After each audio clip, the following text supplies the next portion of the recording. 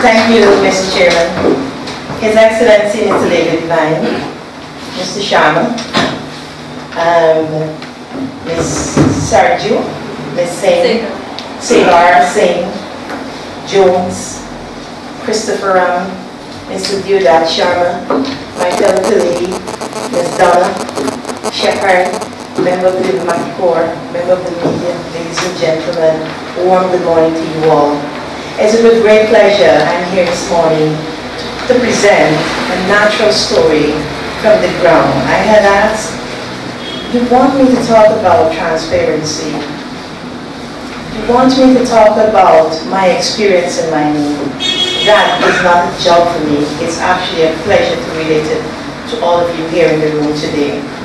On transparency in mining industry, I'm happy to know and learn about the Transparency Agency in Guyana. I think it is more than needed. I would want to share a little story about me, and then you might understand why I think it is needed. What is transparency?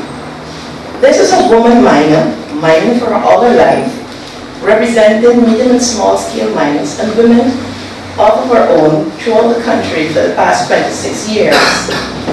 Not being recognized or in a form of organization was not a problem to me, because every day that is my job apart from mining. I must let you know the only thing I ever loved to do was mining, and that is what I'm doing here and fighting all the might I have. Going out there's no transparency for us. And I say why? I'm ill, I'm in college, I bought 20 barrels of fuel, I loaded in a truck. I am paralyzed at the time, going through surgery. I had to sign at Sir Garcella, Havana, that all they owe me was my carcass in 3 days to my relative if they were not there to pick it up or they disposed of it. That is the nature of surgery. And while there, I was told that the ethnic relation people just took my truck with fuel. I said, no, how come? Why? What happened? So while I was faced with the illness, I was taken in a wheelchair to a way far hotel to pay $200 US to make a call to find out why. Because I am depending on my business for me to walk, for me to get the kind of financing that I need. And all I was told is that it was told to the people that, listen, we stop the truck and we collect it and we can take it back to Georgetown. We take it to Georgetown and one of the drums of fuel looked different. And there's the man from the place saying, I assume maybe my work is tampered with one bottle. No evidence of it was shown to me up to today's date. But what happened? Months and months when I returned, and I went all over the place, and I went to the Prime Minister and said, listen, what is the matter with my fuel and my truck? I have a call in my neck. Wait, tell me something. Then it was said to me that we don't know. The man said he threw it all away. I'm telling you, millions of dollars. Taken away from me, and all that was being told to me is that it was being thrown away. Why it was thrown away? How do I know if it was thrown away? All that was not information that was given to me. Don't let us go to land and how we deal with it in the mining sector. Don't let us go down to transparency when it comes to the smaller miner or a rich man against a poor.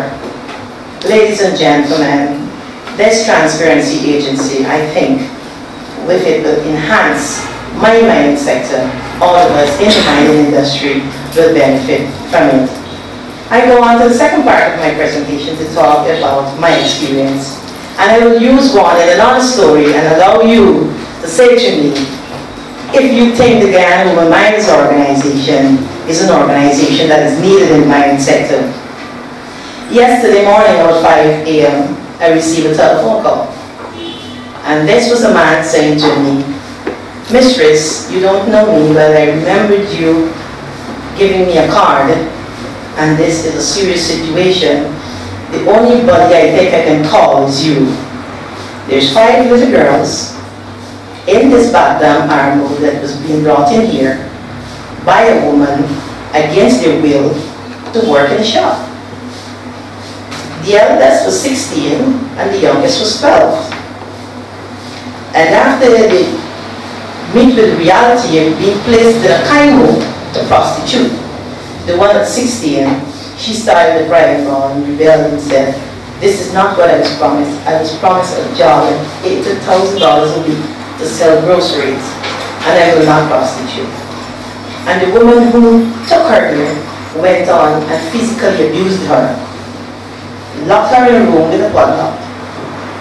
She was so scared that the woman opened the room for her to wash some linens, and she ran into the bushes, and there's where encountered with these men, and the men started to debate. She could stay here. We could give her a job. But this was this man saying no. In Guyana today, there is the Guyana Women Miners Organisation with a woman in whom I spoke with, and I feel that she will get here if she only learned about it. Men, let us be careful and put this woman on the truck and find rescue. So they put the little girl on the truck, and I called my executive, one of them. I said, "I want you to depart immediately to Takatu in the area to intercept the truck. There is a little girl coming for rescue." And she did that. I contacted the police, who responded also and went to receive that little girl. Ladies and gentlemen, when I spoke with her, she'll be here shortly because I'll have to leave you. I have to find money to send her back to her families. She said to me, she said, "I've never went through such a fear in all my life. I came from a poor family in a little village in Berbice. When the job was being offered to me, I felt I could make a difference in my family." She said, "All that I had there at the time was the hope of God." I said, "God sent somebody for me." When the woman came and identified me and took me off the truck, I knew it was God sending somebody for me. She said, "Everything that you're doing for me, the ladies here are buying clothes for me and doing all of this for me. Do I have to pay you back because I'm penniless?" I said to her, "My daughter, it is without any reward. We will do that for you. We want to get you back safely to your family." Ladies and gentlemen, a special hire taxi is awaiting her in Puerto to bring her to me, to take her back to her family. I will allow you to make the assessment to see if you think the GWMO is needed in Guyana. Thank you very much.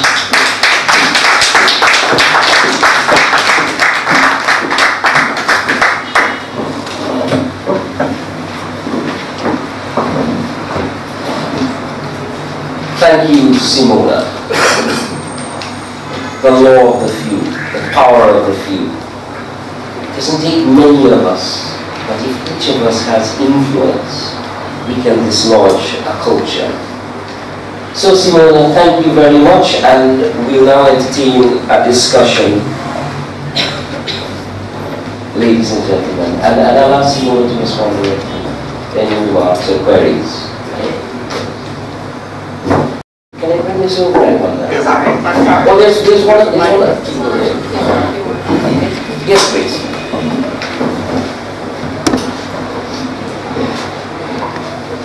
Actually, I have a question. I just wanted, if you could share with us some of your stories about what we hear in Georgetown about prostitution and human trafficking. Share that story with us, but how prevalent it is in the mining world, so to speak.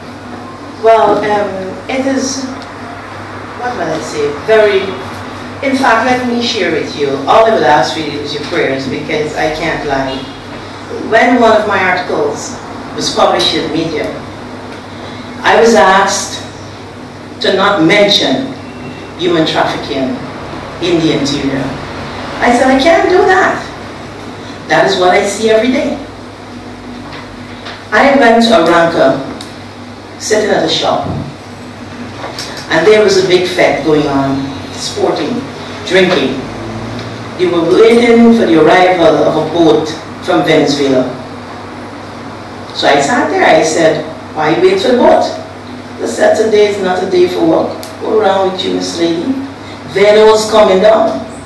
I said, Venos?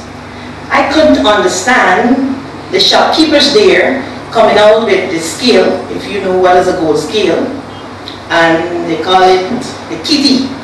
in the hand, which is gold, waiting on the boat.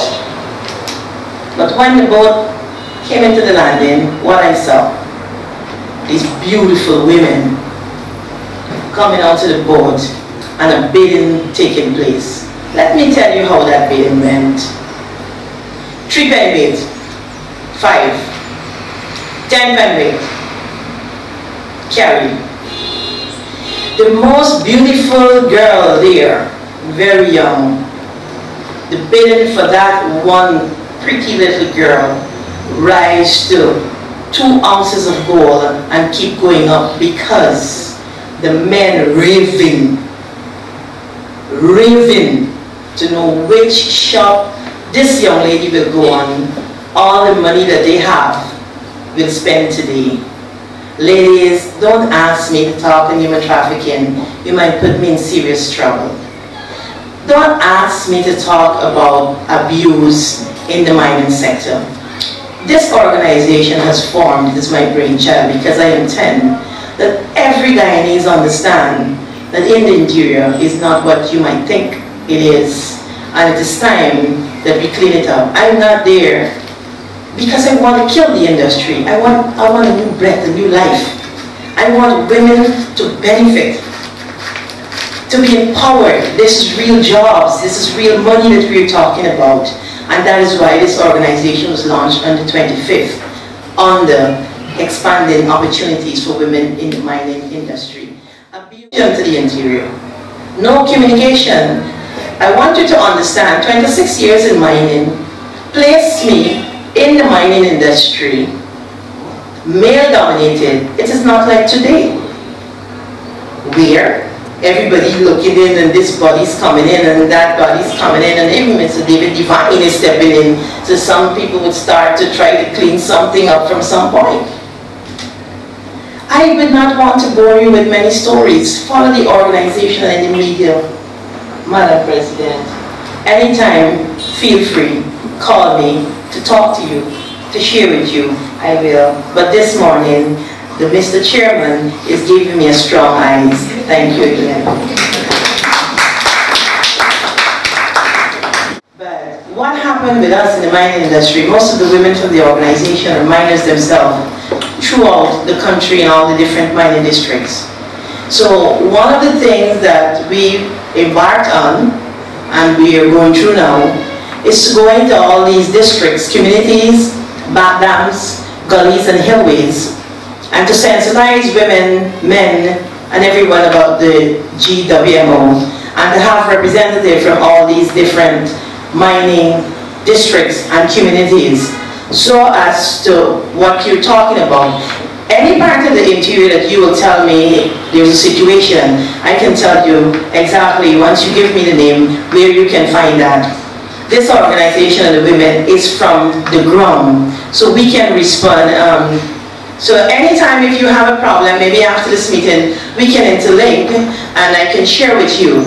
Because, for example, I did not have to leave Georgetown because I got into Georgetown to attend this meeting, but I had other women from different points in the interior to go and to meet with this woman. In fact, I had a woman in the Okubak Dam who I communicated with, and I want to say to you, the police has just called me in here to say to me that they got the woman who took the children, the 12 here, and they were bringing them out in a short time. One of my ladies is a regional transportation here.